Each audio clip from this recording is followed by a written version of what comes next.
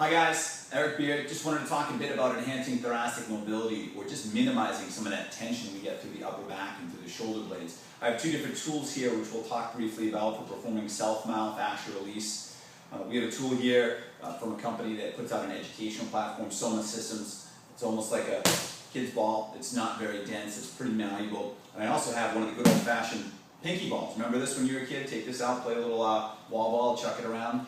Tougher to find these days. You can also use something like a tennis ball. I do prefer the pinky ball more so than that. This has a harder center, so there's some give, but eventually you run into some resistance through the middle.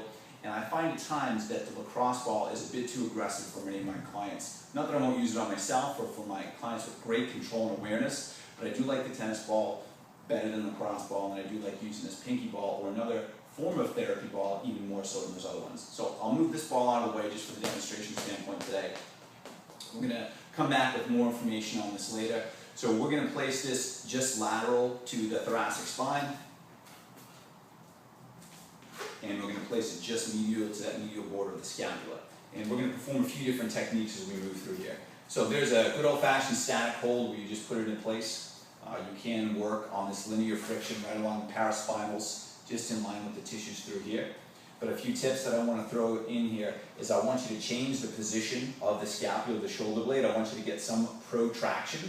It will allow you to access the tissues slightly differently. See if you can get into that rhomboid major, rhomboid minor, and if you kind of bend down a little bit, you might even be able to get into that insertion point for the levator scapula. Now these are muscles that can restrict the scapula into downward rotation, which we see oftentimes. People will address the lat and the pec, but these muscles are culprits oftentimes for a scapula that's stuck downwardly rotated. So in addition to holding statically, in addition to moving with linear friction, I do want to encourage some more movement. So if you're familiar with Appley scratch tests like this, you might even notice this is part of the functional movement screen that you'll see from Gray Cook, but from physical therapy clinics and personal training businesses, you'll see this oftentimes. So if someone's restricted in thoracic mobility through here, add the pressure in something that's manageable, that they can still go through the range of motion and see if they can enhance their movement in through here. This can help to mobilize some of the ribs and potentially some of the vertebrae as you move through this range of motion, reaching all the way across. You can even work into diagonal or PNF patterns. Try this little treat. Come down across the body, push the thumb into the hip for a 2-second hold. If you don't have that mobility, push into the hand for 2 seconds, push away, push the thumb into the wall.